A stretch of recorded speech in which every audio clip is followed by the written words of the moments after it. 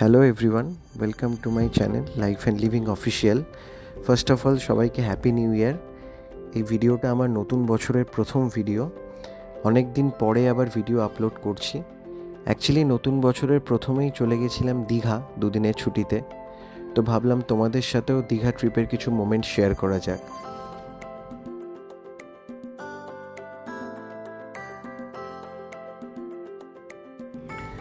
আমরা বেরিয়েছিলাম সকাল 9টায়, আর আমরা জানতাম যে আমাদের পৌঁছতে পৌঁছতে দুপুর হয়ে যাবে দীঘাতে। তো সেই জন্যে কোলাঘাটে হল্টে আমরা ওখানেই লাঞ্চটা সেরে নিয়েছিলাম। আর এই নিউ তারামা হোটেলটা খাবার দাবার ভীষণ ভালো, কারণ এর আগেও আমি অফিসের কাজে অনেকবারই দীঘা গেছি, তখন এখানেই আমরা হল্ট দিয়ে লাঞ্চটা প্রতিবারই করে নিতাম। আমরা যে লাঞ্চ থালিটা নিয়েছিলাম তাতে ছিল ভাত, ডাল, আলু পোস্ত, মিক্স ভেজ, গয়নাবড়ি ভাজা, নলেন গুড়ের রসগোল্লা, চাটনি, পাঁপড় আর পায়েস। লাঞ্চ কমপ্লিট করে আমরা আবার বেরিয়ে পড়েছিলাম দীঘার জন্য।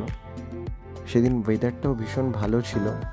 দেখতে দেখতে আমরা দীঘা পৌঁছেই গেলাম। যখন আমরা পৌঁছলাম তখন বাজছিল দুপুর 3টে। যেহেতু পৌঁছতে পৌঁছতে দুপুর হয়ে গেছিলো, তাই তখন আর আমরা কোথাও বেরোইনি। আমরা রুমে পৌঁছে একটু রেস্ট নিচ্ছিলাম, আর প্ল্যানিং ছিল যে আমরা সন্ধ্যের দিকে বেরোবো। আমরা ওল্ড দীঘার সাইডটাতেই ছিলাম। অ্যাকচুয়ালি যতবারই যাই আমরা ওল্ড দীঘার সাইডটাতেই থাকি। নিউ দীঘার দিকটা বরাবরই খুব ক্রাউডেড থাকে, একটু বেশি ক্রাউডেড। তো সেই জন্যে আমরা ওল্ড দীঘাটাই বেশি প্রেফার করি, আর এবারেও তাই হয়েছিল, আমরা ওল্ড দীঘার সাইডটাতেই ছিলাম। সন্ধে হওয়ার পর আমরা বিচের জন্য বেরিয়ে পড়েছিলাম। অ্যাকচুয়ালি আমাদের হোটেল থেকে বেরিয়ে 5 মিনিট মতো হাঁটলেই বিচে পৌঁছে যাওয়া যায়। চারিদিকটা এত সুন্দর করে সাজানো ছিল, জাস্ট দেখে চোখটা জুড়িয়ে যাচ্ছিল। হয়তো মেবি আমি অনেক দিন পরে দীঘার এই সাইডটাতে এলাম বলে আমার বেশি ভালো লাগছিল। এই জায়গাটার যেটা বেস্ট পার্ট ছিল সেটা হচ্ছে এই জায়গাটা ভীষণ ফাঁকা ফাঁকা ছিল। আমার বরাবরই একটু ফাঁকা জায়গা বেশি ভালো লাগে, বেশি ক্রাউডি জায়গা আমি কখনোই পছন্দ করি না। খুব সুন্দর এখানে রবীন্দ্রসঙ্গীত বাজছিল সারা সন্ধ্যেটাতে, এটা এই জায়গাটার সৌন্দর্যটা আরও বাড়িয়ে তুলছিল। আর তাছাড়া সন্ধেবেলা সমুদ্রের তো আলাদাই একটা রূপ থাকে, সেটা তোমাদেরকে আলাদা করে বলার দরকার নেই। একটা খুব সুন্দর সময় কাটাচ্ছিলাম, অনেক দিন পর আবার এতটা সুন্দর সময় কাটছিল।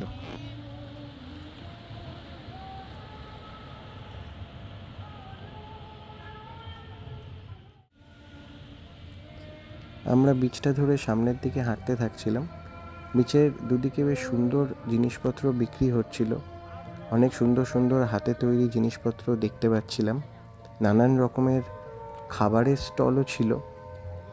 তো আমরা ভাবছিলাম আগের দিকে আরেকটু এগোতেই থাকি, সামনের দিকে আরও কী আছে সেগুলো দেখব।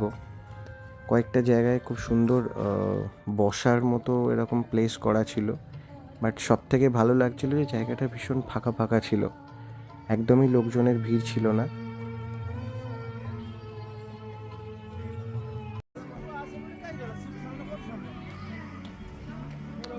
সমুদ্রটা দীঘা হোক বা পুরী, সমুদ্রের কিন্তু একটা আলাদাই ভাইবস থাকে। আর তাছাড়া সমুদ্রের কাছে যখন আসি সবসময় মনে হয় যে সমুদ্রের দিকে তাকিয়ে সমুদ্রের যে ঢেউয়ের যে একটা আওয়াজ বা গর্জন, সেটাকে যখন ফিল করি তখন এটা কিন্তু একটা আলাদাই ফিলিংস, মানে এটা জাস্ট বলে বোঝানোর মতো নয়। আর এটা আমার ভীষণই প্রিয়। বরাবরই পাহাড় আর সমুদ্রের মধ্যে আমার সমুদ্রটাই বেশি ভালো লাগে। তো এখানে আসার পর সেই জিনিসটা ভীষণভাবে ফিল করছিলাম। এবং আমার পেছনে যে রবীন্দ্রসঙ্গীতগুলো বাজছিল সেগুলো একটার পর একটা গান আমার বরাবরই খুব প্রিয় সেই গানগুলো। তো সব মিলিয়ে একটা ভীষণ সুন্দর একটা সময় কাটাচ্ছিলাম।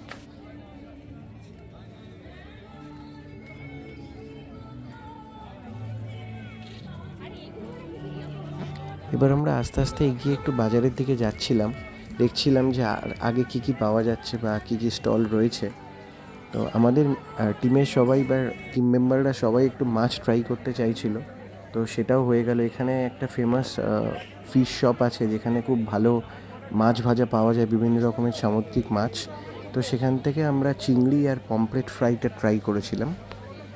এরপর জাস্ট আমরা ডিনারটা বাইরে সেরে রুমে ফিরে এসেছিলাম, সেদিন আর কোথাও যাওয়া হয়নি।